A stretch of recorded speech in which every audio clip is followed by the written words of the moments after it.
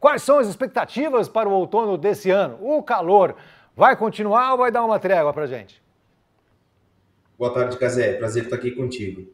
Então, geralmente o outono marca essa transição entre um período chuvoso para o período mais seco, tá? Então, geralmente a estação começa um pouco mais chuvosa e conforme vai passando os dias e as semanas e os meses que compõem o outono, a gente vai tendo uma redução gradativa em questão da chuva. E as temperaturas mudam também em questão das outras épocas do ano.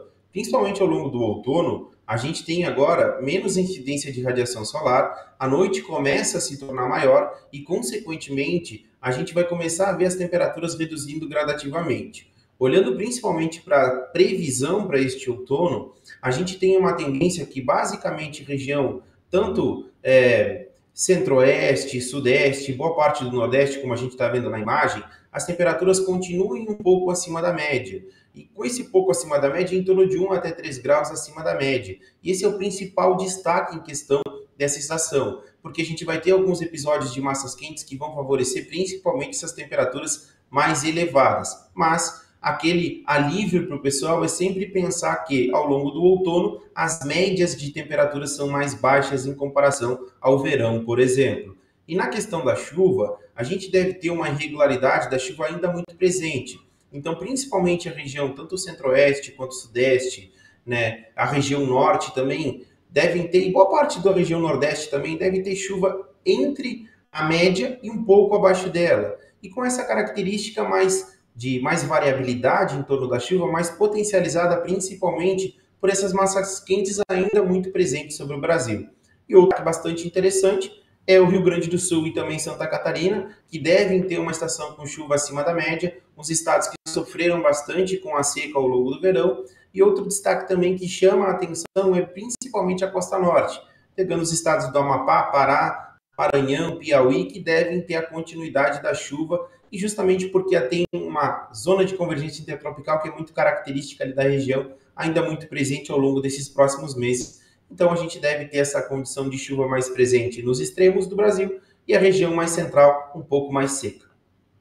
Certo, você acabou de citar, Guilherme, o Rio Grande do Sul, né? A gente se lembra que no ano passado foi justamente nessa época que aconteceu aquela situação das chuvas intensas que acabaram alagando toda aquela região ali, a grande metrópole de Porto Alegre. A gente corre o risco de passar por uma situação como essa novamente ou não? Não, Cazé, para esse ano, o que acontece? A gente tem uma variabilidade dos oceanos, né? Principalmente do clima dos oceanos, que moldam o clima dos continentes. Naquele ano que aconteceu aquele evento de chuva extrema no Rio Grande do Sul, a gente tinha uma condição dos oceanos muito favorável para a concentração de massas quentes na região central brasileira e as instabilidades muito presas no sul. Para esse ano, a gente vê uma condição mais livre para a região central, de frentes frias passarem e não ficarem muito presas ali, né, no Rio Grande do Sul e também em Santa Catarina.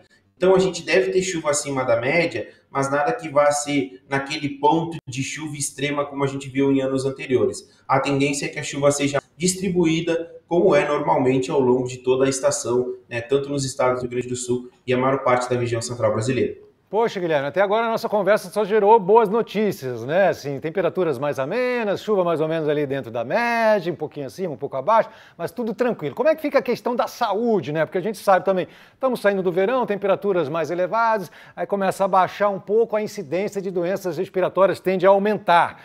Quais cuidados que você sugere para a população tomar e evitar, né, que tenha um problema de saúde nesse período? E nesse ponto que você mencionou, Casé, é muito interessante que agora a amplitude térmica fica maior também. A gente começa a manhã muito fria e a tarde bem quente. Aquele famoso efeito cebola que o pessoal costuma dizer, né?